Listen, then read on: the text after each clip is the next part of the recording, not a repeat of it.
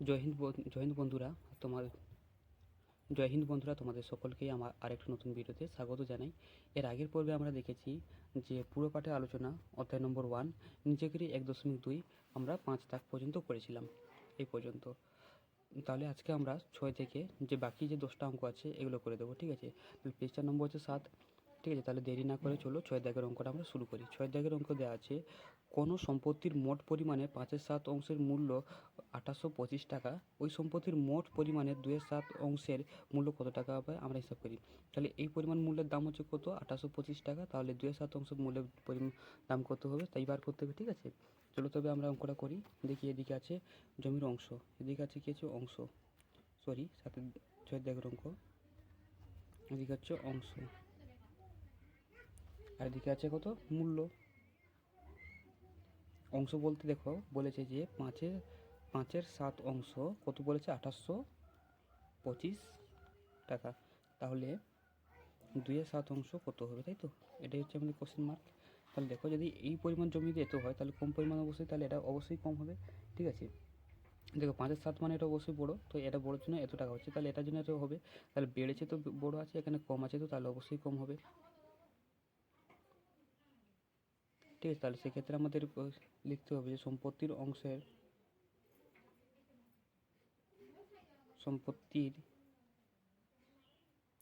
অংশ ও মূল্যের মধ্যে সরল সম্পর্ক, ঠিক আছে? এবার দেখো,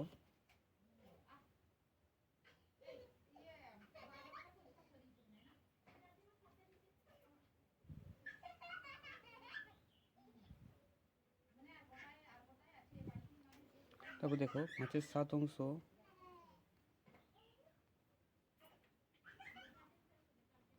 এর মূল্য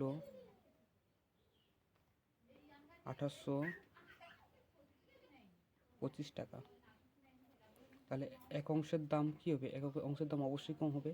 তাহলে 2825 টাকা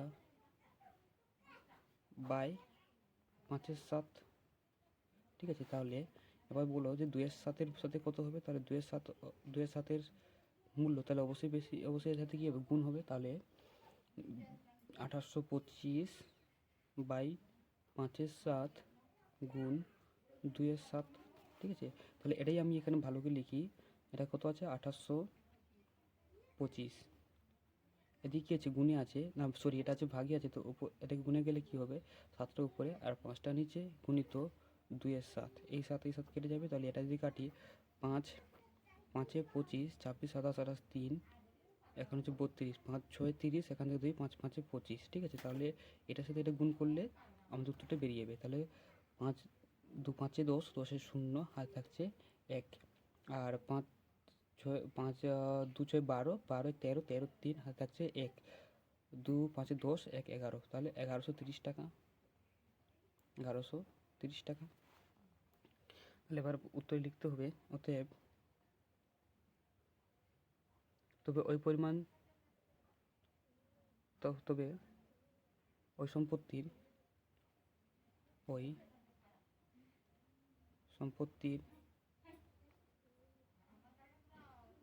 তবে ওই সম্পত্তির মোট পরিমাণের 2/7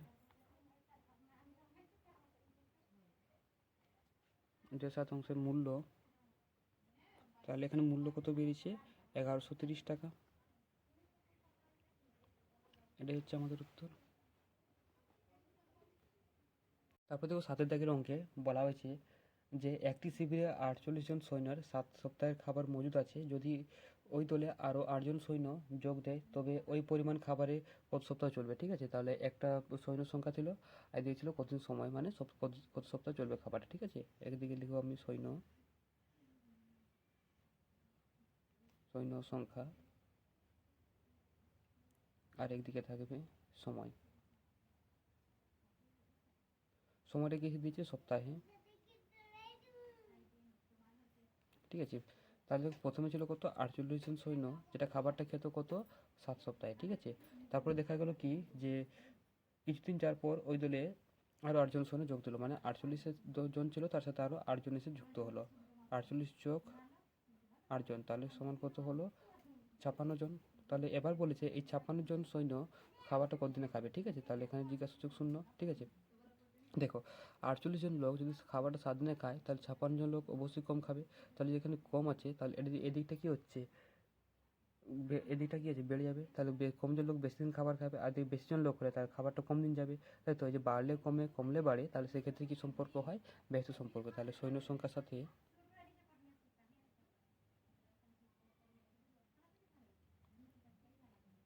সৈন্য সংখ্যা ও সৈন্য সংখ্যা এবং সময়ের মধ্যে মধ্যে সম্পর্ক ব্যস্ত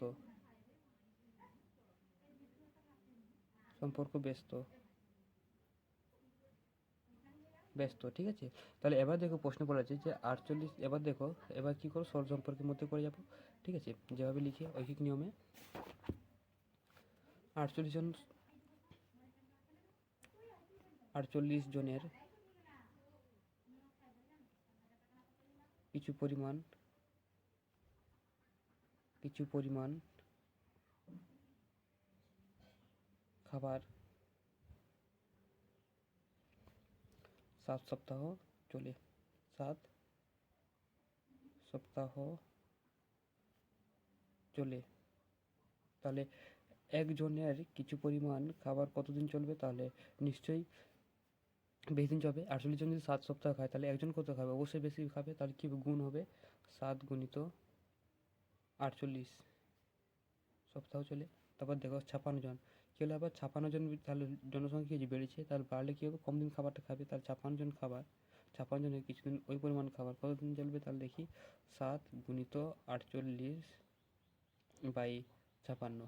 বুঝতে পারলে কেন বাই হলো, কারণ এখানে 48 জন 7 দিন চলে, তাহলে একজন লোক তার অবশ্যই বেশি খাবে। তাহলে 56 জন লোক সংখ্যা বেশি বেশি হবে, তাহলে কী হবে কম দিন যাবে, তাই না। তাহলে 7 8 56 আর 8 6 48 মানে সমান 6 সপ্তাহ। তাহলে তাহলে এবার দেখো 6 থেকে বলা কীভাবে লেখা হবে উত্তরটা, সরি 7 থেকে, যে তবে ওই পরিমাণ খাবার, অতএব ওই পরিমাণ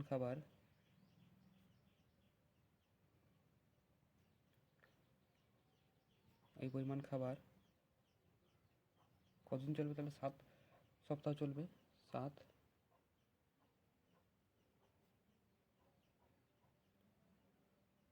সপ্তাহ চলবে। এটা হচ্ছে আমাদের উত্তর। এটা কিরকম কি, যে একটি জাহাজে 50 জন নাবিকের 16 দিনের খাবার মজুদ আছে। তাহলে 10 দিন পরে আরও 10 জন নাবিক তাদের সঙ্গে যোগ দিলেন। বাকি খাবারের সকলের আরও কতদিন চলবে হিসাব করে দেখি, ঠিক আছে। তাহলে নাবিকের সংখ্যা আর দিকে দিয়েছে সময়, কি যদি কতদিন খাবারটা চলবে, ঠিক আছে। তাহলে এদিকে লিখি আমি নাবিকের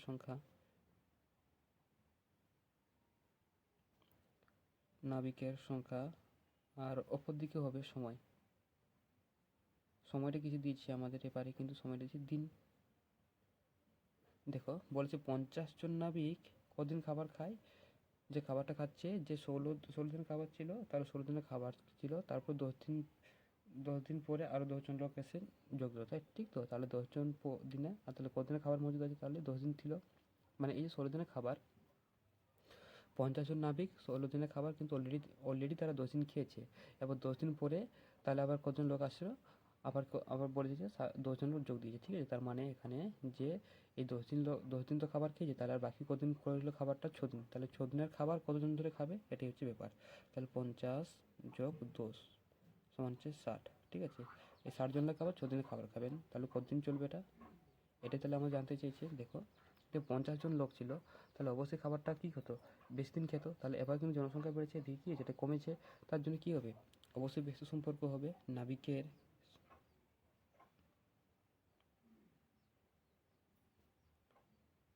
সংখ্যা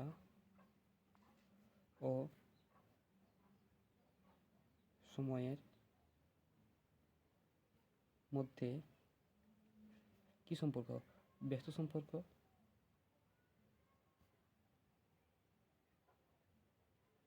তাই তো?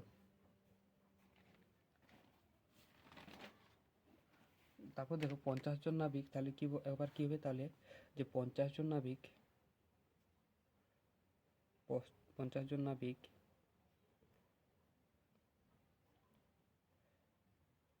কিছু পরিমাণ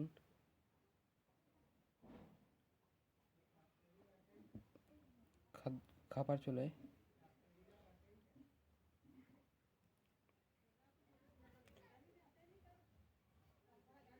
6 দিন। তাহলে একজন নাবিক কত খাবে? একজন নাবিক ওই কিছু পরিমাণ খাবার তাহলে কদিন খাবে? অবশ্যই বেশি খাবে। তাহলে 6 গুণিত 50, ঠিক আছে, দিন। তারপরে দেখো, তাহলে এবার কি 60 জন, 60 জন অবশ্যই কম খাবে। তাহলে 60 জন নাবিক কিছু পরিমাণ খাবার তাহলে অবশ্যই কম খাবে, তার মানে কি ভাগ 6 গুণিত 50/60, শূন্য শূন্য কাটবে, 6 × 6 আর 6 × 6, তাহলে কত দিন তা চলবে? তাহলে 5 দিন। তাহলে 5 দিন, ঠিক আছে। তাহলে অতএব অতএব বাকি খাবারের বাকি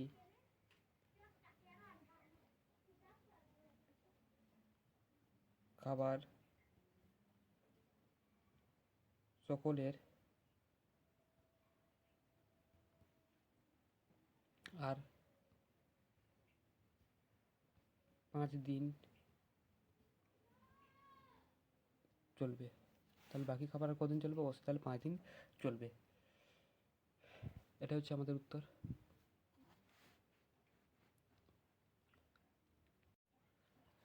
তারপরে অঙ্ক 9টা দেখো। 9টা বলা হচ্ছে 20 জন লোক ঠিক করলো 30 দিনে তারা একটি বাড়ি সারানোর কাজ সম্পন্ন করবে, কিন্তু 6 দিন পরে তাদের মধ্যে 8 জন লোক অসুস্থ হয়ে পড়লো। হিসাব করে দেখি কতদিন তারা বাড়ি সারানোর কাজ সম্পন্ন করবে। ঠিক আছে, তাহলে এর আগে কি দেখা দিয়েছিল যে কাজটা করার জন্য আরও লোক এসেছিল, যোগদান দিয়েছিল, কিন্তু এখানে কি দেখা যাচ্ছে যে লোকটা অসুস্থ হয়ে পড়লে কিন্তু চলে যাবে। ঠিক আছে, তাহলে একদিকে লিখবো আমি লোক সংখ্যা,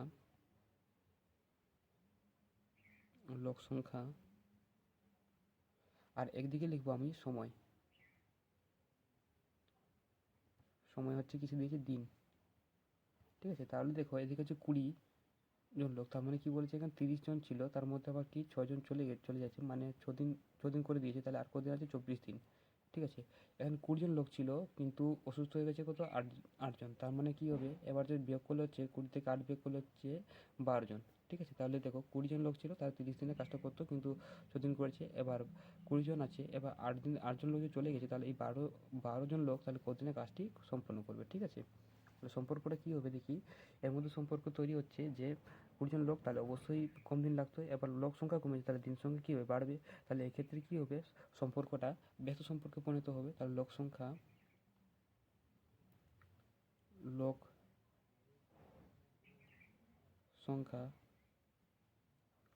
ও দিন সংখ্যার মধ্যে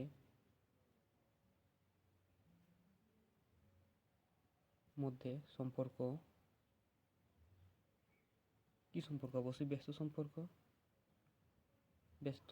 ঠিক আছে, তারপরে দেখো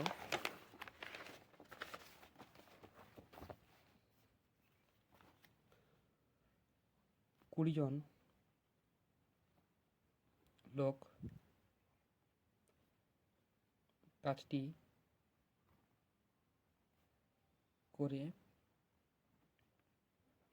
করে কত দিনে? 24 দিনে।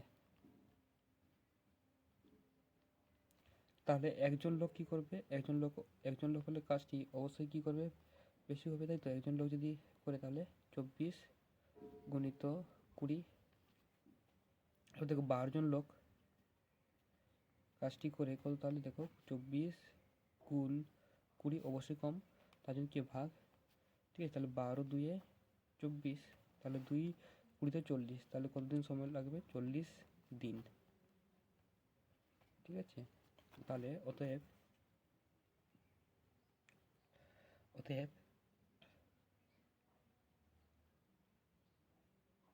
24 দিনে তারা বাড়ি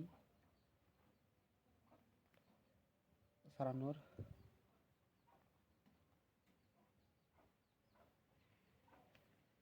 কাজ শেষ করবে।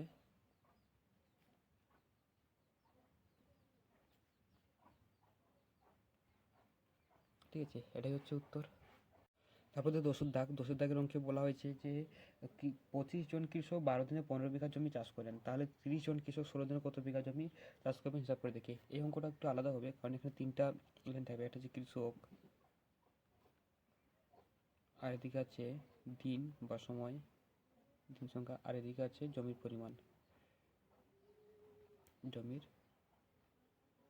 পরিমাণ। এবার দেখো প্রশ্নে বলা হয়েছে 25 জন কৃষক 12 দিনে কত কত কত জমি কাজ করেন, এখানে হচ্ছে 15 বিঘা জমি কাজ করেন। তাহলে 30 জন কৃষক কত দিনে, 16 দিনে কতটা জমি চাষ করবে। ঠিক আছে, এটা জানতে চাওয়া হয়েছে। এবার দেখো যদি 25 জন কৃষক থাকে, কৃষকের সাথে আমরা এটাকে বন্ধ করে দেবো। দেখো কৃষকের সাথে জমির পরিমাণ কি সম্পর্ক হবে আমরা এটাকে দেখবো। কৃষক যদি 25 জন থাকে তাহলে জমিটা কি হবে, জমির পরিমাণ চাষটাও তাহলে বেশি হবে। বেশি জন কৃষক থাকলে চাষ বেশি হবে, কম জন কৃষক থাকলে জমির পরিমাণ চাষ কম হবে। তাহলে এই দুটির মধ্যে সম্পর্ক যে সরল সম্পর্ক। অতএব দেখো কৃষকের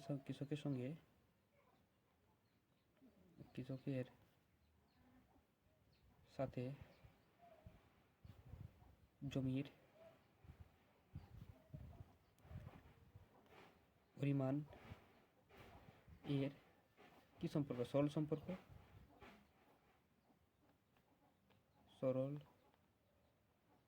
সম্পর্ক। এবার দেখো, এবার এটা বন্ধ করে দেবো। দেখো দিন সংখ্যা, যদি 12 দিনে কত চাষ করে 15 বিঘা জমি, তাহলে 16 দিন অবশ্যই বেশি করবে। দিন যদি এদিকে বেড়ে চলেছে তাহলে জমির পরিমাণ চাষটা কিন্তু বেড়ে চলবে। আবার দিন যদি কম আছে তাহলে এদিকে কিন্তু দেখা যাবে কি জমির পরিমাণও কিন্তু কম থাকবে। ঠিক আছে, তাহলে বাড়লে বাড়ে বা কমলে কমে, এক্ষেত্রে কি হয়, এটা হচ্ছে যে সরল সম্পর্ক। তাহলে দিন সংখ্যার সঙ্গে দিন সংখ্যা ও জমির পরিমাণ এর সরল সম্পর্ক।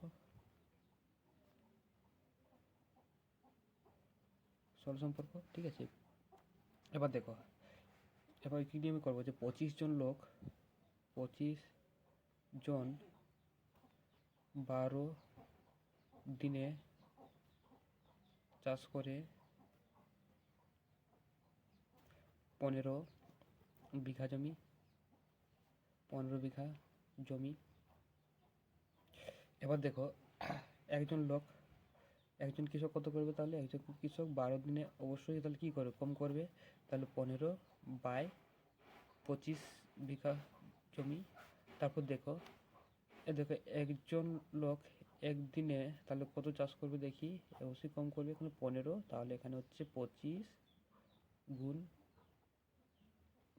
গুণ 12, সরি এখানে 12 দিন বলেছিল তো, 12 দিন। আচ্ছা 12, এই যে 12 দিন, কিন্তু এখানে হচ্ছে 12 দিন একদিনে, তাই তো। তারপর দেখো 30 জন একদিনে কত কাজ করে দেখি, একদিনে কাজ করে 15 গুণ 30, এখানে হচ্ছে 25 গুণ 12। তারপর দেখো 30 জন কত দিনে, এবার দেখো এখানে হচ্ছে একদিনে, সরি এখানে 16 দিনে কত কাজ করবে, এখানে হচ্ছে 15 গুণ 30, আর এদিকে হচ্ছে গুণ 16, আর এদিকে হচ্ছে নিচে 25 গুণ 12। ঠিক আছে, তাহলে কাটাকাটি করলে কত হয়, 5 3 15, 5 5 25, 5 6 30, 6 2 12, আর 2 8 16, তাহলে 8 3 24, তাহলে কত, 24 বিঘা। তাহলে উত্তরে, তাহলে 16 দিনে 24 বিঘা জমি চাষ করবেন। ঠিক আছে, তাহলে এটাই হচ্ছে আমাদের উত্তর। দেখে নাও ভালো করে। ঠিক আছে? যদি কোনো কোনো কোনো অঙ্ক বুঝতে সমস্যা থাকে তাহলে তোমরা ভিডিওটা ব্যাক করে দেখো, আশা করি তোমরা অবশ্যই বুঝতে পারবে। ভিডিওটি দেখার জন্য অনেক অনেক ধন্যবাদ। সকল সুস্থ থাকো।